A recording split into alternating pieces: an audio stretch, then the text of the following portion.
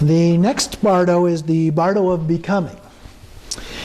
And so at this point, Yama, who just appeared to us, that appearance marks the beginning of this. And so there is this counting of virtuous and non-virtuous behaviors based on our karma. So whatever experiences that we have had with our karma, there's a counting. How many good, how many bad seeds, if you will, are in our karma. And so the first half of what follows is a review of your life experiences in terms of what's described in the Western culture of death experiences. Lasts about 18 days. So it's just a review. What happened? In the West, we talk about when somebody dies, there's a sense of going through. In Christian tradition, sometimes they talk about going to the gate and meeting St. Peter and this accounting for all of what you have done in your life. Well, it's a little bit like that. With Yama, it's sometimes depicted as black stones and white stones. And so each seed is then kind of put in a pile. Was it black or white? And so you have a pile of big pile of white stones or a big pile of black stones based on good karma, bad karma kind of an approach. But basically it's a review of your life. And a lot of times when people have near-death experiences, they have a sensation of a quick review of their life. They just very quickly, the brain kind of takes them through all of those experiences. And so in the Tibetan tradition, your mental body, which is what you're in now, okay, the physical body is gone, may have been cremated by now. Your mental body experiences these in a very greatly exaggerated manner. And in the second half of the experience, what we have are hints about our future rebirth. So we're drawn toward the environment of one of the 6 realms. This hell realm, hungry ghost realm, animals, humans, demigods, and gods. And so we're attracted to experiences of those realms where we may be reborn. And that at the end of that, we approach the experience of the womb and your rebirth. But there's more. Again, we have some opportunities during which we're able, based on our practice, to achieve enlightenment. So as I said, there's many of these opportunities that occur during the Bardos. So Padmasambhava gives us a number of different practices that he describes as providing us an opportunity to close the wound, basically. So as we approach this rebirth, we again have several opportunities, several techniques, if you will, that we can use to close the womb and not be reborn. That is, to attain enlightenment. So this closing of the entrance to the womb is talked about as being one who meditates on this idea of divine embodiment. And then when visions of the transitional process occur, the visions of the Bardo, then things like snow, rain, a blizzard, appearance of being chased by many people, kinds of things happen to us as a part of that. And then we recall our deity, the deity that we've done our practices, and all of those beings that are chasing us, for example, suddenly arise as the deity, and we have an opportunity again to achieve enlightenment by recognizing the deity. So these techniques associated with this general idea of closing the entrance to the womb fit in several categories. There's closing the entrance to the womb as a divine embodiment, deity, being the deity, by imagining your spiritual mentor with the consort, with the practice of the 4 blisses, which we've already done, with the antidote of renunciation, and with the clear light, recognizing the clear light, and with illusory body. So that's the list of things. And so we have these experiences, and I have another handout with all of these conveniently for you on this. So the first one is closing the entrance to the womb as the divine embodiment. And so this one has 2 parts. The first one is blocking the person who is entering, and the second part is blocking the entrance to the womb. that is to be entered. So this is the base of generation stage practices. When we do the generation stage practices, they help prepare us for this. And so we imagine that we have died and become aware of the Bardo, and we arise as the deity with pure view. That's just like what we do in the generation stage, except for the Bardo part. So recognizing the Bardo is a part of that. And then focusing on that visualization will actually close the womb and we will achieve enlightenment.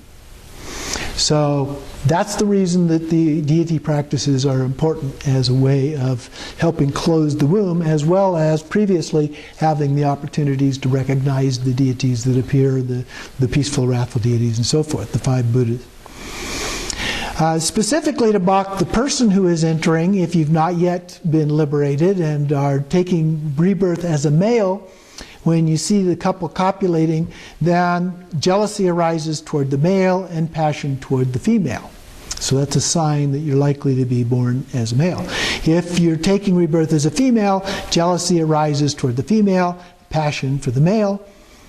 But if you recall yourself as the deity without rejecting the idea of passion, then you'll be liberated. Okay, so again, that recalling yourself as the deity, then you can become liberated. To block the entrance to the womb that is to be entered, when you see any man or woman in sexual union and passion and jealousy arise, then you arise as the deity and turn away from the womb. So thinking clearly about the deity and the mandala of pure view will help you overcome being sucked into this experience of going into the womb. So the deity practices are very important here to help us, give us the opportunity to attain enlightenment. The next one is closing entrance to the womb by imagining your spiritual partner, or spiritual mentor, with consort. So this one involves imagining Padmasambhava and Yeshe Tsogyal together in union. And then when you see sexual intercourse, and in this experience in the Bardo, you see that kind of thing. I had a student once who said, "Oh, this is another opportunity, this is another use of pornography." Looking at videos of people having sex and then practicing this. I don't know. But the idea is you see them, the couple having sex as Padmasambhava and Yeshe Tsogyal, and then that replaces jealousy and passion with a sense of reverence and devotion, because it's Padmasambhava and Yeshe Tsogyal, the consort and guru. And then we imagine receiving the 4 empowerments as a part of that. Remember Guru Yoga doing that. We received the 4 empowerments. And especially the meaning of the 3rd, or wisdom empowerment, which is bliss emptiness. And you close the entrance to the womb. Okay, so the Guru Yoga is the second one here. The third one is closing the entrance to the womb with the practice of the 4 blisses, which again we have already done. Here we're using that previous practice to close the womb to the Bardo. As above, when you recognize that you are in the transition process, the Bardo, see the male and female copulating, then recall bliss emptiness and you will be liberated.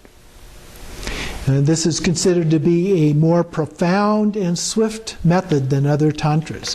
Therefore, Padmasambhava says that you should not worry about what other people will say, for that is the main part of the practice of the transitional process. Thus, it is important to seek out a qualified consort and to train in the profound path of bliss. So what he's advising you here is to actually do the consort practice to prepare for this Bardo experience, regardless of what other people think or say. Okay? But generally we don't do it in public and that kind of thing anyway. It's done very privately. The next one, the 4th one then, is to close the entrance to the womb with the antidote of renunciation. And this one's recommended for lay practitioners, novice monks, fully ordained monks who cherish their vows. This one's more associated with the path of individual liberation.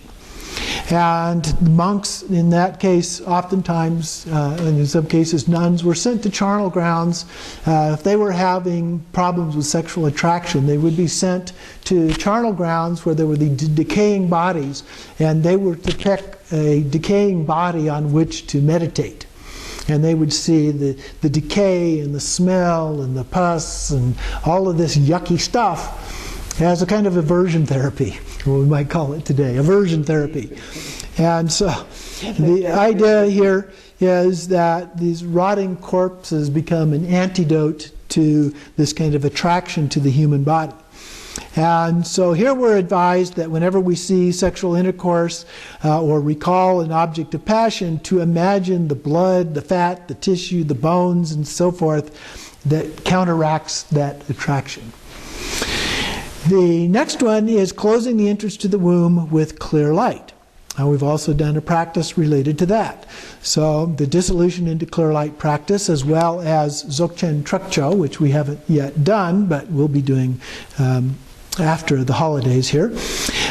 So here we have to yet to learn this one, but ideally we recognize the actual clear light at the Bardo of Dharmata, and we never actually get to this point. But if we don't do that, at least there's an opportunity to experience the clear light at this point. If we can recognize that clear light based on our meditation practice, then it is said that the clear light will vividly arise when we witness sexual intercourse during the transitional process of becoming, and will be liberated.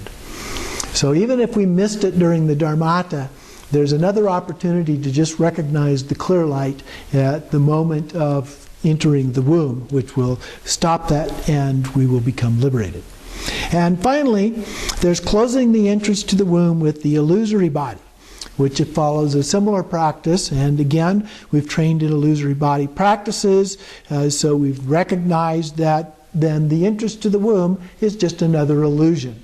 It's just in our mind. And so as this arises in our mind stream, we will be liberated because we recognize what it is. All appearances, including this ones, are just reflections in a mirror. They appear, yet they're empty at the same time. So appearances in the transitional processes of the Bardo state are really no different.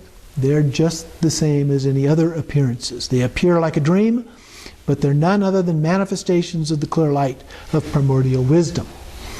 So these are the practices that Padmasambhava gives us for closing the entrance to the womb as a part of this, because this is the last opportunity, the last series of opportunities that we're going to have at this time. Now these don't happen sequentially necessarily. These are options that we have based on what our practice has been. Yeah, so if we're doing deity yoga practices, then this first one would be the one that we would focus on. If we're doing Dzogchen practice, then we would look at the clear light one. If we're doing the four blisses, then we would look at the one related to the four blisses and so forth. But except the four blisses, one is, can we? No, we'll get in a minute. So these are these different practices. Whatever happens to be our practice at the time, that is the practice that will help us recognize what's going on and give us that last opportunity for enlightenment before we are actually reborn. If none of those happen, then we are definitely going to go through the process of being reborn.